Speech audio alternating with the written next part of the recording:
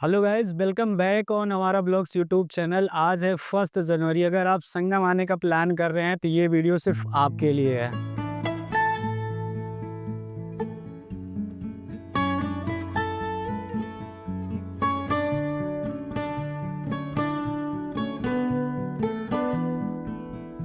प्रयागराज संगम से करीब 6 से 7 किलोमीटर की दूरी पर है चंद्रशेखर आज़ाद पार्क, जहां पर चंद्रशेखर जी ने लास्ट गोली अपने कनपटी पर मारकर खत्म कर दिया था और इसी के अंदर है प्रयागराज म्यूजियम। तो चलिए, अभी मैं इस पार्क में आ चुका हूं। यहां पर आने के लिए 5 रुपए का चार्ज देना पड़ेगा आपको।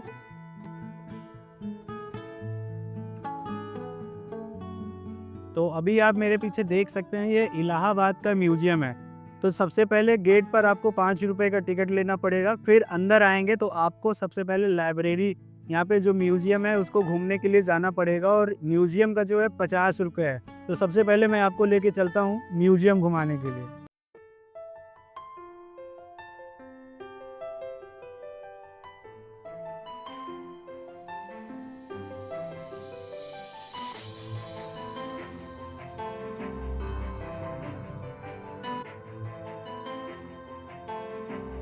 तो अभी मैं खड़ा हूँ चंद्रशेखर आज़ाद के लाइब्रेरी में और यहाँ पर आपको कार्ड पिस्टल मिल जाएगा, जो चंद्रशेखर ने लास्ट गोली अपने सीने पे मार लिया था, क्योंकि उनको पता था कि मैं किसी के हाथ जिंदा नहीं पकड़ा जा सकता। तो चलिए, मैं आपको इसी गैलरी में वो पिस्टल दिखाता हूँ। पिता का नाम बता। स्वतंत्रता। माँ का नाम बताइए। भारत माँ। नहीं, आज़ाद। पक्षी जिसको खून न खौला, खून नहीं वो पानी है, जो देश के काम न आए वो बेकार जवानी है।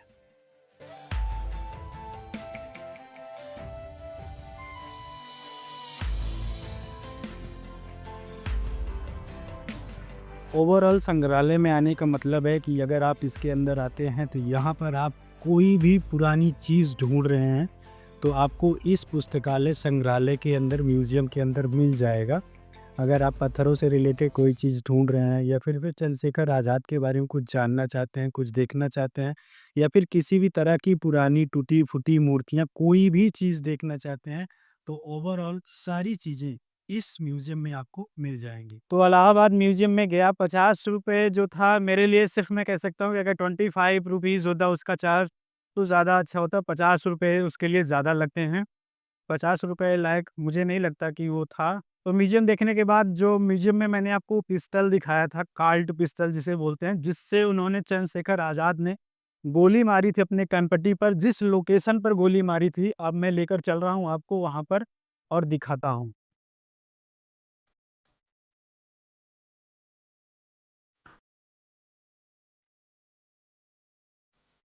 आप यहाँ पे देख सकते हैं चंद्रशेखर आज़ाद की ये मूर्ति है और यही जो पेड़ है, ये आप पेड़ देख रहे हो, इसी पेड़ के पास से बैठकर वो गोलियां चलाया करते थे। 27 फरवरी 1931 को आज़ाद जी ने अंग्रेजों द्वारा ना पकड़े जाने के लिए, उनको जिंदा ना पकड़ सके कोई भी अंग्रेज, इसलिए उन्होंने अपनी कनपटी पर गोली मार दी थी।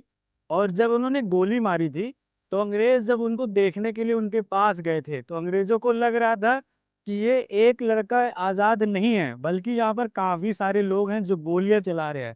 28 से 35 बोर वाली उनके पास जो कोल्ट पिस्टल थी, उसी से वो गोली चला रहे थे। और जब अंग्रेज आए उनको देखने के लिए तो डर गए थे। इतने ताकतवर और बहादुर इंसान थे कि अंग्रेज लोग उनके पास जाने के लिए डर रहे थे। तो अगर आप संगम घूमने के लिए आते हैं तो संगम से 8 किलोमीटर की दूरी पर ये आज़ाद पार्क है, तो आप एक बार इसमें आके विजिट जरूर करें। ये है शहीद आज़ाद पार्क, और ये जब मैं आया था यहाँ पर 9 बजे, तो मुझे लगा था कि शायद यहाँ पर एक दो आदमी आते होंगे घूमने के लिए, लेकिन ये बहुत ही फेमस पार्क है। और आज न्यू ईयर है, तो न्यू ईयर के दिन आप बहुत ज़्यादा क्राउड यहाँ पर देख सकते हैं।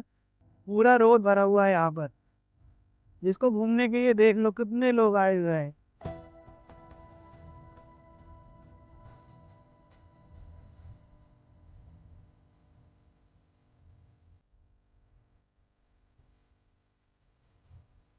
ये है अलोप शंकरी देवी जी का टेम्पल।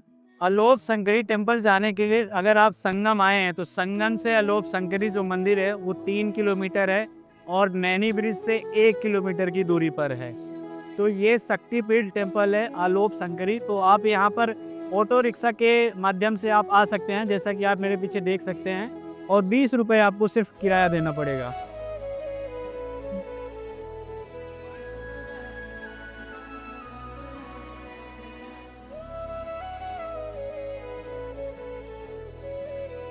आलोप शंकरी टेम्पल में जाने से पहले अगर आप प्रसाद लेना चाहते हैं माता को चढ़ाने के लिए, तो यहाँ पर पूरा जो प्रसाद है वो 80 रुपये का है। और मेरे पास प्रसाद रखने के लिए कोई जगह नहीं है, इसलिए मैं छोटा प्रसाद लूँगा, क्योंकि मुझे और भी यहाँ के लोकल टूरिस्ट प्लेसेस को घूमना है। ये वाला जो प्रसाद है ये 80 रुपये का है, आप देख सकते हैं।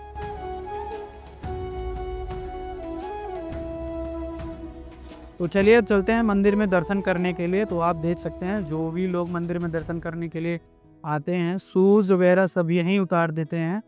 और यह है मंदिर का एंट्रेंस गेट। इस तरह से ये मंदिर का अंदर से दिखता है और यहाँ पर बहुत सारे भक्तगण जो हैं दर्शन कर रहे हैं। और यहीं पर है मंदिर का प्रवेश द्वार।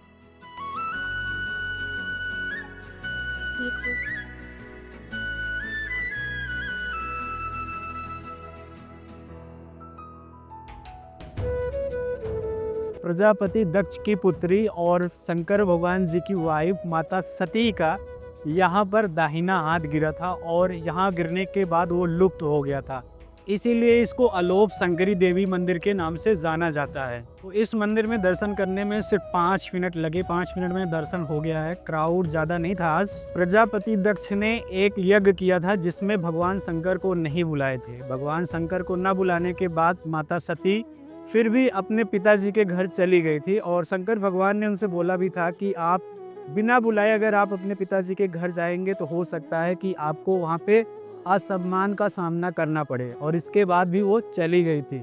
वहाँ जाने के बाद उनके पिताजी द्वारा उनको धिक्कारा गया, जिसके वियोग में उन्होंने खुद से स्वयं को अग्नि में समर्पित कर दिया था।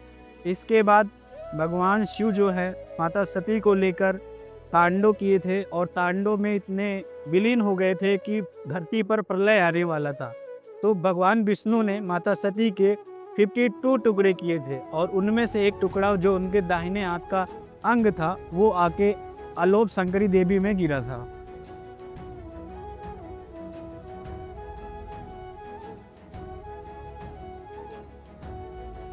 अभी आप मेरे पीछे ये बैरिकेडिंग देख रहे हैं, इसमें एक इम्पोर्टेंट अपडेट ये है कि अब संगम परिसर के अंदर किसी का भी किसी भी प्रकार का साधन अंदर नहीं आएगा। अगर आपका थोड़ा बहुत किसी से जान पहचान है तभी आप अंदर ला सकते हो, अदरवाइज देख लो सबकी गाड़ियों को यहाँ पर स्टॉप कर दिया गया है। और अब यहाँ से आपको पैदल जाना पड़ेगा और यहाँ से अब पैदल 1 किलोमीटर पैदल चलना पड़ेगा।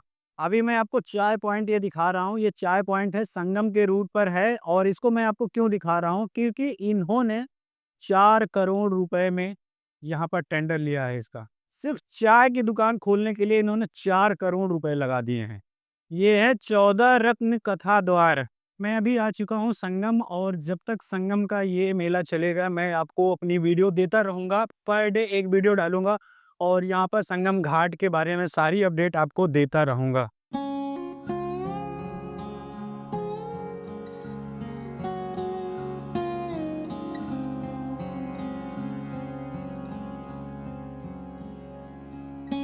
तो संगम घूमने के लिए आपको घाट से सिर्फ 50 रुपीज़ देना पड़ेगा और 50 रुपीज़ देने के बाद आप संगम में यहाँ पर आकर त्रिवेणी को देख सकते हैं।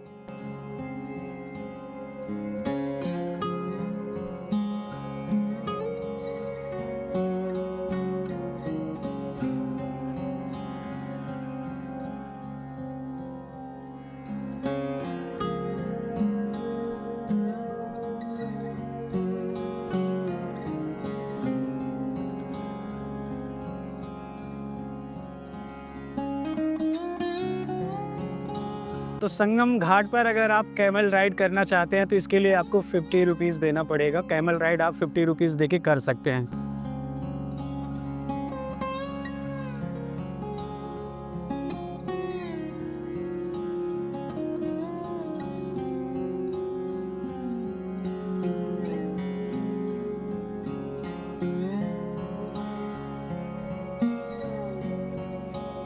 अकबर ने इस किले को अपनी छावनी के लिए बनाया था कि उसके जो सैनिक हैं इसमें रह सकें। और कहा जाता है कि अकबर ने यहाँ से 10,000 हाथियों को लगाया था कि जो लेटे हुए हनुमान जी हैं उनकी मंदिर को उठा दिया जाए।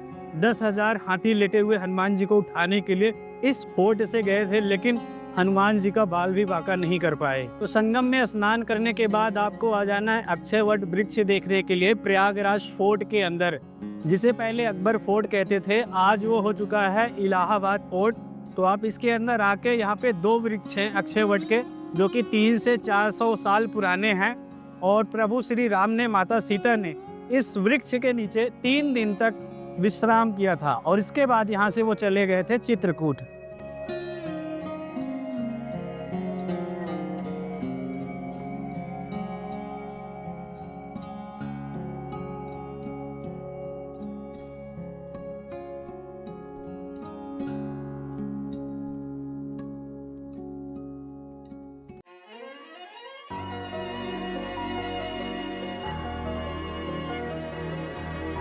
तो अगर आप किसी भी राज्य से आते हैं तो सबसे पहले आप आ जाइए प्रयागराज जंक्शन। जंक्शन से जाने के बाद आपको कुंभ में मेला स्नान करना है, कुंभ देखना है, गंगा स्नान करना है।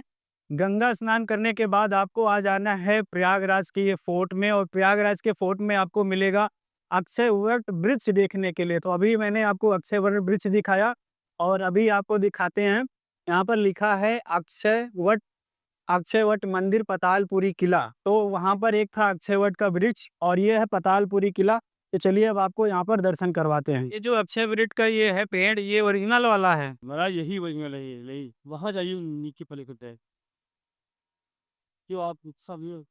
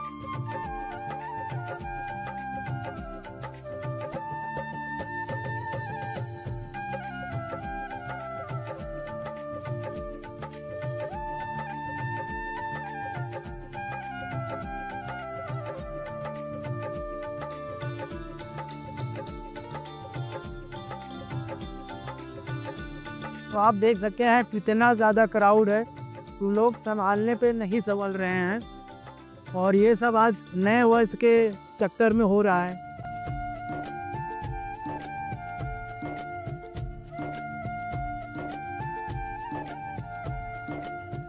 तो अभी लेटे हुए हनुमान जी का, बड़े हनुमान जी का दर्शन हो चुका है और नए साल के चक्कर में आज बहुत ज़्यादा क्राउड है, करीब 4 से 5 हज़ार लोग आए हुए हैं। लेकिन दर्शन सबका मान के चलो कि 20 मिनट में, 25 मिनट में कितने भी भक्तगण आए सबका दर्शन हो जा रहा है। लेटे हुए हनुमान जी का दर्शन करने के बाद अब हम चलते हैं राम जानकी टेम्पल, जो कि लेटे हुए हनुमान जी के मंदिर से सिर्फ 200 मीटर की दूरी पर स्थित है।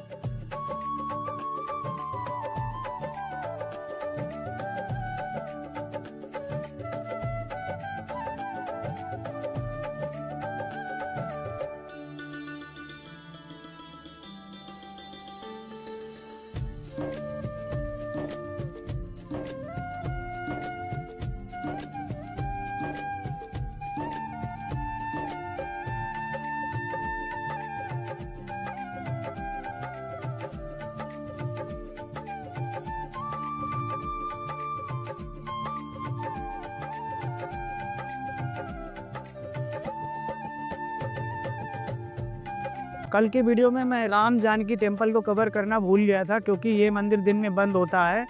तो अभी मैं आया, लेटे हुए हनुमान जी का दर्शन किया और उससे पहले ये राम जानकी टेम्पल पड़ता है, तो यहाँ पर भी आप दर्शन करना मत भूलिएगा, क्योंकि ये बहुत ही प्राचीन पुराना राम मंदिर है। आज दिन में 12 बजे निकला था ब्लॉग बनाने के लिए और अभी हो चुके हैं शाम के 7। पूरा दिन मैंने घूमा और अभी जाके घर में इस वीडियो को फटाफट एडिट करूंगा क्योंकि कल मेरी जॉब फिर से स्टार्ट है। अगर आप मुझे सब्सक्राइब करते हो तो मैं हो सकता हूँ कि फुल टाइम ट्रैवलर बन जाऊं और जल्द ही जॉब छोड़ दूं। तो अभी रात हो चुकी है, मैं जा रहा हूँ अपने घर के लिए। तो जिन्होंने यहाँ तक आकर पूरी वीडियो को देखा उनको बहुत बहुत धन्यवाद। ये वीडियो अगर आपको पसंद आती है तो प्लीज़ मेरे चैनल को लाइक करना, शेयर करना है, सब्सक्राइब करना। जय श्री राम।